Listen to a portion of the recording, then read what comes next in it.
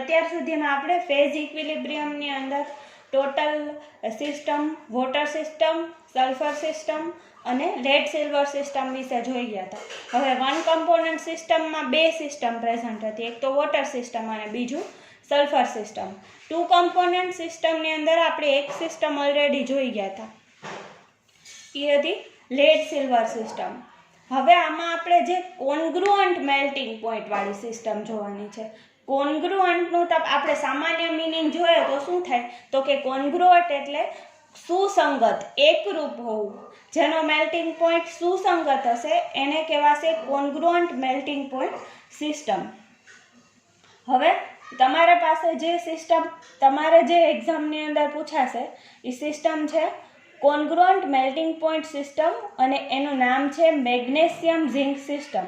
Magnesium zinc system છે એ તમારે જોવાની. જો ક્વેશ્ચનમાં એમ પૂછાય કે explain the કોન્ગ્રુઅન્ટ melting point system તો પણ કઈ લખવાની, MgZn સિસ્ટમ. અને જો એમ પૂછાય કે explain magnesium zinc system in with response to to component system તો પણ તમારો આન્સર આ જ હોવો જોઈએ.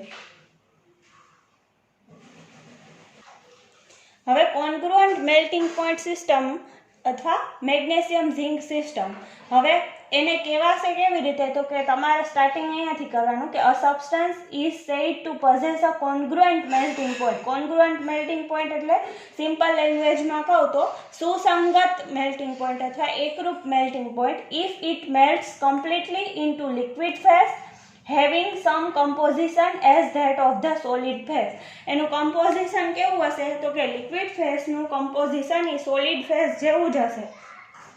હવે એમાં આપણે જોઈએ કે zinc and magnesium combine chemically to form a intermediate compound MgZn2. Zinc and magnesium Mg એ એકબીજા હારે કમ્બાઈન થઈ જશે ને, ઝિંક અને મેગ્નેશિયમ, તો એ શું બનાવશે, તો કે એક નવો જ કમ્પાઉન્ડ બનાવશે ઇન્ટરમીડિયેટ. શું બનાવશે, MgZn2.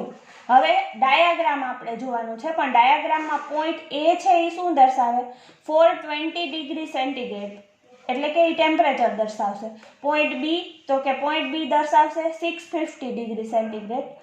પોઈન્ટ ડી શું દર્શાવશે, તો કે 590 ડિગ્રી સેન્ટીગ્રેડ. અને આ ત્રણેય એટલે કે point A, point B and point D is the melting point of, point A શેનો છે, melting point of zinc, point B melting point of magnesium અને પોઈન્ટ ડી છે એ મેલ્ટિંગ પોઈન્ટ ઓફ MgZn2. એ આપણે હવે ડાયાગ્રામની અંદર જોશું. તો હવે ડાયાગ્રામની અંદર હું ત્રણેય પોઈન્ટ તમને બતાવું. પોઈન્ટ એ છે 420 ડિગ્રી ટેમ્પરેચર, એ શું દર્શાવશે, તો કે મેલ્ટિંગ પોઈન્ટ ઓફ ઝિંક. પછી પોઈન્ટ ડી ટેમ્પરેચર કેટલું છે 590 ડિગ્રી અને એ શું દર્શાવશે, MgZn2 નો મેલ્ટિંગ પોઈન્ટ. અને પોઈન્ટ બી છે કેટલું છે 650 ડિગ્રી ટેમ્પરેચર અને એ શું દર્શાવશે, તો કે મેગ્નેશિયમનો મેલ્ટિંગ પોઈન્ટ. હવે આ ત્રણેય પોઈન્ટ છે. પછી આપણે જેમ આગલી સિસ્ટમની અંદર બધી સિસ્ટમની અંદર કરતા હતા એવી જ રીતે આમાં પણ આપણે શું કરવાનું છે, આમાં પણ કર્વ એક્સપ્લેન કરવાના છે, પછી યુટેક્ટિક પોઈન્ટ એક્સપ્લેન કરવાના છે અને આપણે એના માટેના એરિયા એક્સપ્લેન કરવાના છે.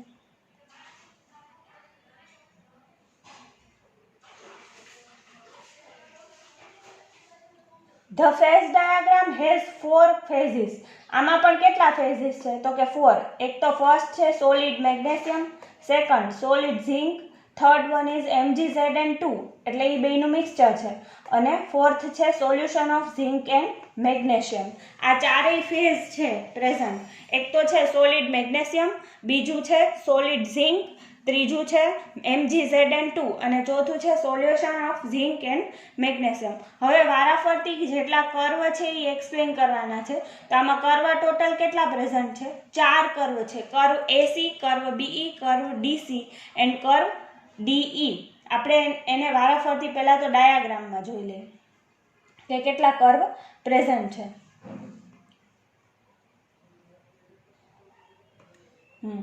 આ ફર્સ્ટ કર્વ કેવો છે, કર્વ AC, પછી કર્વ CD, એના પછી કર્વ DE અને ચોથું કર્વ છે કર્વ DE. આ ચારે ચાર કર્વ વારાફરતી એક્સપ્લેન કરવાના છે. હવે ડાયાગ્રામની અંદર બતાવેલું છે એ રીતે જ આ બાજુ શું છે 100% ઝીંક છે, આ બાજુ શું છે 100% Mg છે, વચ્ચેના ભાગમાં શું છે તો કે MgZn2 એનું અને મેલ્ટ છે, અને આ બાજુના પાર્ટમાં એટલે કે આ એરિયાની અંદર પ્રેઝન્ટ શું છે મેલ્ટ પ્રેઝન્ટ છે. હવે આપણે કર્વ ચારે ચાર જોઈએ તો આ એસી કર્વ એ કોની વચ્ચે બતાવે છે ઇક્વિલિબ્રિયમ તો કે ઝીંક અને મેલ્ટની વચ્ચે. પછી કર્વ બીઈ છે એ કોની વચ્ચે બતાવે છે તો કે મેગ્નેશિયમ અને મેલ્ટની વચ્ચે. હવે આ બે કર્વ છે ને કર્વ સીડી અને કર્વ ઈડી, આ બંને કર્વમાં ચેન્જ એટલો છે કે ઇક્વિલિબ્રિયમ કોની વચ્ચે બતાવશે તો કે MgZn2 અને સોલ્યુશન.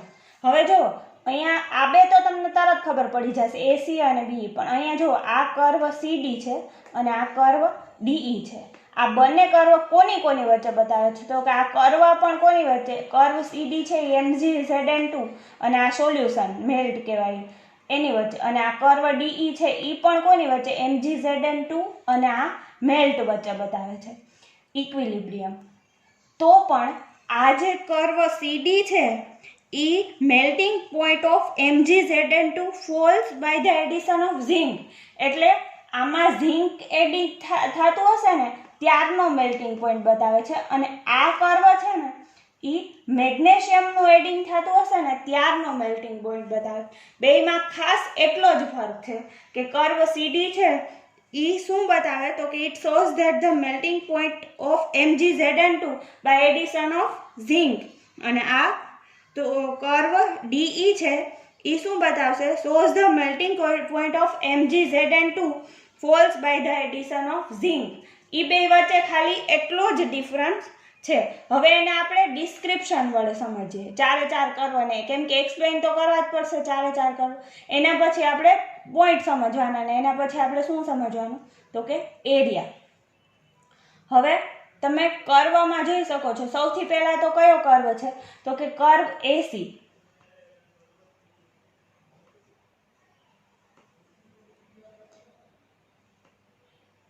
કર્વ એસી એનું નામ શું છે તો કે freezing point curve of zinc, અને કોની વચ્ચે ઇક્વિલિબ્રિયમ બતાવ્યો તો મેં તમને અહીંયા ડાયાગ્રામમાં બતાવ્યું એ જ રીતે કે આ કર્વ એસી છે ને કર્વ એસી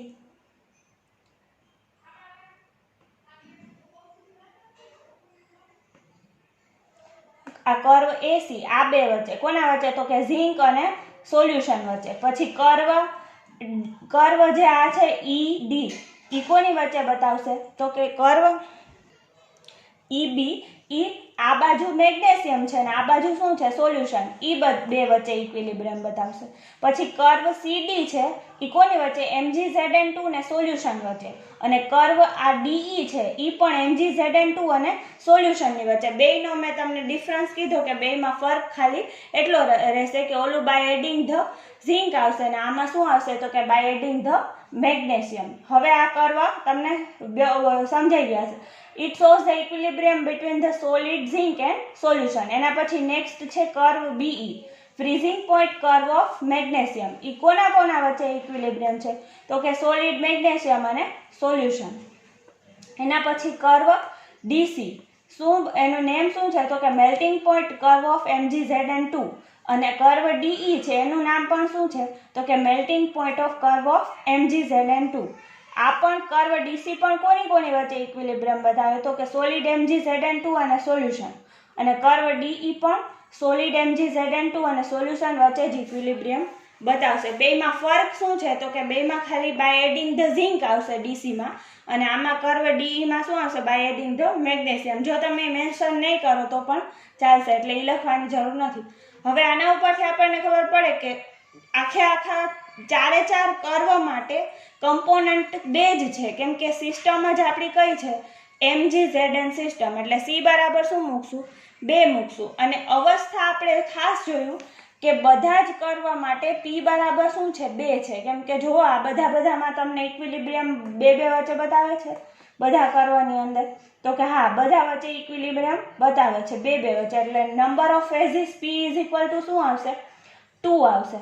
હવે એના ઉપરથી તમે કન્ડેન્સ ફેઝ રૂલનું ફોર્મ્યુલા યુઝ કરી અને f ડેશ કેલ્ક્યુલેટ કરી શકો. તો f dash c minus p plus 1, 2 minus 2 plus 1, એટલે f dash is equal to શું આવશે? 1. અને સિસ્ટમ કેવી બનશે? યુનિવેરિયન્ટ સિસ્ટમ બનશે. કર્વ એક્સપ્લેન કરી દીધા પછી આપણે યુટેક્ટિક પોઈન્ટ એક્સપ્લેન કરવાનું છે. યુટેક્ટિક પોઈન્ટ કોને કહેવાય? તો કે કોઈ પણ બે સોલિડ અવસ્થા અને એક લિક્વિડ અવસ્થા એ એકબીજા હારે સંતુલનમાં હોય જે જગ્યાએ, એને આપણે શું કહેશું? યુટેક્ટિક પોઈન્ટ. તો આમાં વારાફરતી 3 યુટેક્ટિક પોઈન્ટ એક્સપ્લેન કરવાના છે. હવે યુટેક્ટિક પોઈન્ટની ઉપર સૌથી પહેલા આપણે જો આ યુટેક્ટિક પોઈન્ટ C, પછી યુટેક્ટિક પોઈન્ટ E અને યુટેક્ટિક પોઈન્ટ D, આ 3 પોઈન્ટ એક્સપ્લેન કરવાના છે. હવે પોઈન્ટ C છે ને, એમાં આ બાજુ શું છે? તો કે સોલિડ ઝિંક છે. આ બાજુ શું છે? તો કે સોલિડ MgZn2. તો બે સોલિડ અવસ્થા તો થઈ. અને આ બાજુ શું છે? તો કે લિક્વિડ સોલ્યુશન છે. તો આપણી યુટેક્ટિક પોઈન્ટની ડેફિનેશનને અનુકૂળ છે. શું કામ? તો કે યુટેક્ટિક પોઈન્ટ કહેવાય કોને? કે જે પોઈન્ટ બે સોલિડ અવસ્થા અને ત્રીજી સોલ્યુશન અથવા લિક્વિડ અવસ્થા વચ્ચેનું ઇક્વિલિબ્રિયમ દર્શાવતું હોય એને આપણે યુટેક્ટિક પોઈન્ટ કહીએ. તો એક તો પોઈન્ટ C છે, એમાં આવશે સોલિડ ઝિંક, સોલિડ MgZn2 અને સોલ્યુશન. અહીંયા પોઈન્ટ E, એમાં શું આવશે? તો કે સોલિડ MgZn2 અને સોલ્યુશન. આ થઈ ગયું. તો પહેલા પોઈન્ટ C એક્સપ્લેન કરીએ અને એના પછી પોઈન્ટ E. હવે પોઈન્ટ C માં નંબર ઓફ ફેઝિસ 3 આવશે અને પોઈન્ટ E માં પણ નંબર ઓફ ફેઝિસ કેટલા આવશે? તો કે 3 આવશે. યુટેક્ટિક point C.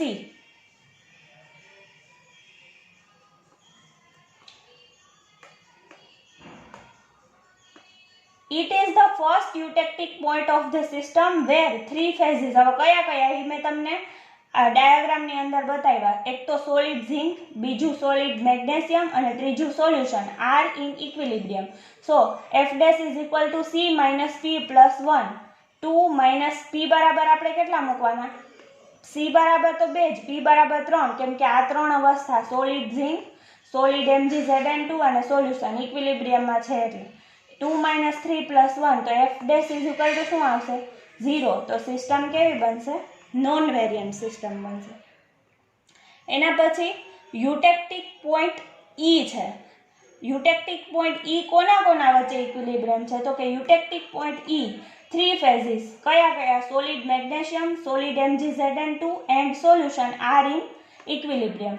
f dash is equal to c minus p plus 1. તો p બરાબર 2 મૂકવાના, અને p બરાબર 3 અને c બરાબર 2. f dash is equal to 0. System કેવી બનશે? નોન વેરિયન્ટ સિસ્ટમ બનશે. હવે આમાં ખાસ એક સમજવાની વાત છે કે આપણો યુટેક્ટિક પોઈન્ટ થર્ડ કયો છે? D છે એક પોઈન્ટ. હવે ત્યાં શું થશે? તો કે આ પોઈન્ટે કોનો પોઈન્ટ છે? તો કે મેલ્ટિંગ પોઈન્ટ ઓફ 590 ડિગ્રી કોનો છે? MgZn2 નો છે. MgZn2 આ પોઈન્ટ ઉપર કોના બરોબર હશે?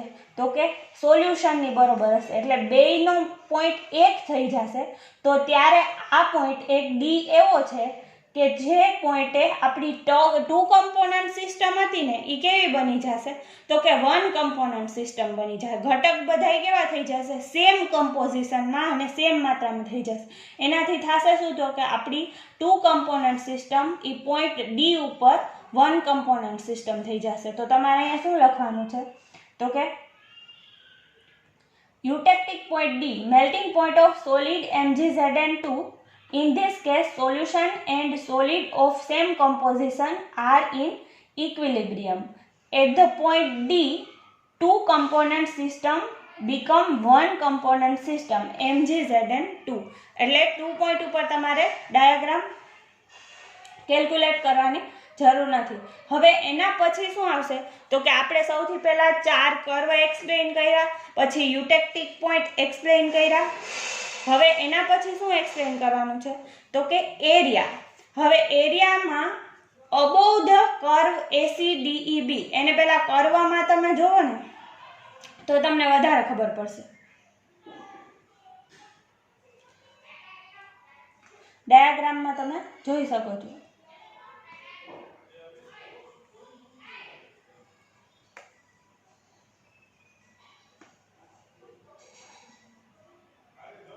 હા, એરિયાની વાત કરે તો એરિયા કયો તો કે ACDE and B.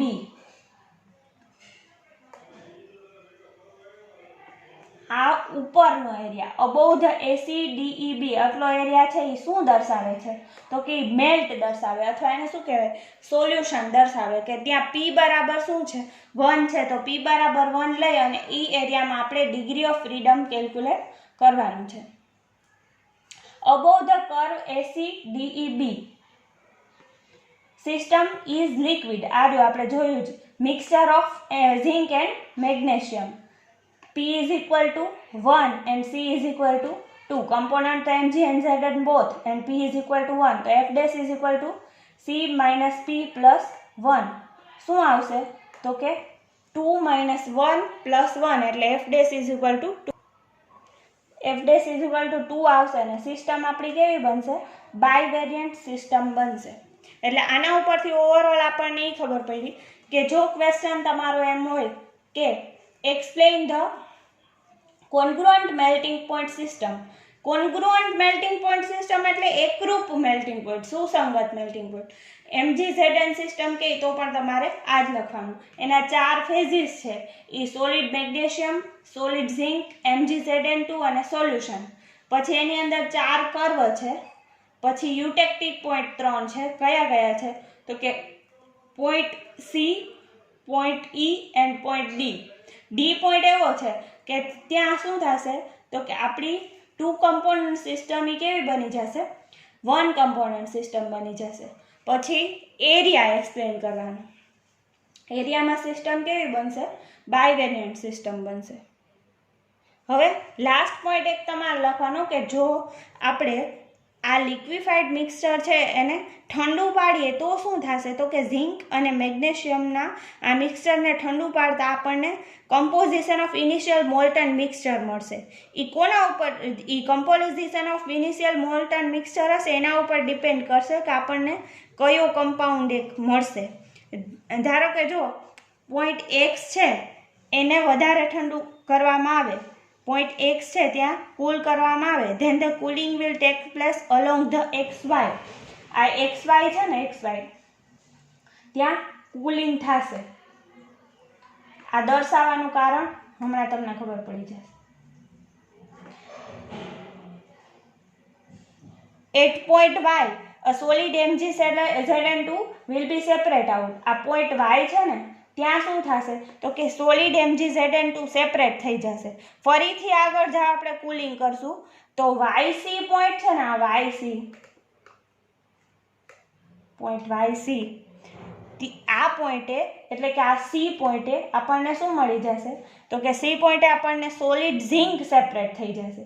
અને ફર્ધર કુલિંગ આપણે શરૂ જ રાખશું અને ઇક્વિલિબ્રિયમ થશે તો પોઈન્ટ YC છે આ YC ત્યાં શું થશે આપણને ઝિંક સેપરેટ આઉટ થઈ જશે. હવે ધીરે ધીરે આવી રીતે ફર્ધર કુલિંગ શરૂ રાખશું તો આ C પોઈન્ટ ઉપર કમ્પ્લીટલી આપણને ઝિંક કેવું થઈ જશે સેપરેટ આઉટ થઈ જશે. હવે X dash if the liquid at the point X dash is cooled. હવે આ પોઈન્ટ કૂલ કરવામાં આવે then the cooling will take place along the X dash and Y dash. અહીંયા દર્શાવેલું છે એવી રીતે. At Y dash a solid MgZn2 will separate out. અહીંયા શું થશે Y dash પોઈન્ટે આપણને સોલિડ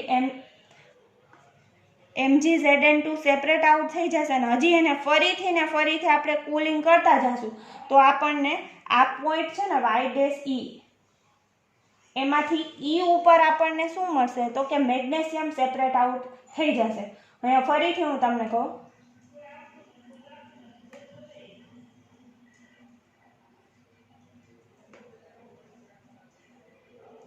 हाँ पॉइंट ई ઉપર શું થશે તો કે પોઈન્ટ ઈ ઉપર મેગ્નેશિયમ સેપરેટ આઉટ થશે. પોઈન્ટ સી ઉપર શું થશે તો કે પોઈન્ટ સી ઉપર આપણને ઝિંક સેપરેટ આઉટ મળશે અને પોઈન્ટ વાય ઉપર સોલિડ MgZn2 સેપરેટ આઉટ થશે. હવે આ ત્રણેય આપણને ક્યારે સેપરેટ આઉટ થશે તો કે જો આ મિક્સરને કુલિંગ કરવામાં આવે તો આપણને સેપરેટ થશે. હવે અલગ એના પછી નેક્સ્ટ શું છે તો કે આનું તમે ડિસ્ક્રિપ્શન થોડુંક લખી નાખો. Effect of cooling. Effect of cooling લખવું એટલા માટે જરૂરી છે કે આ મિક્સરને આપણે ખૂબ હીટ કર્યું એના પછી એના ઉપર ઇફેક્ટ આવે ને એ દર્શાવવું પડે તમારે.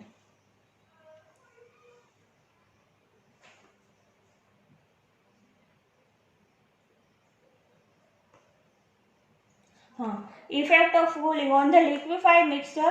The liquefied mixture of zinc and magnesium, we obtain the one compound. It depends on the composition of initial molten mixture.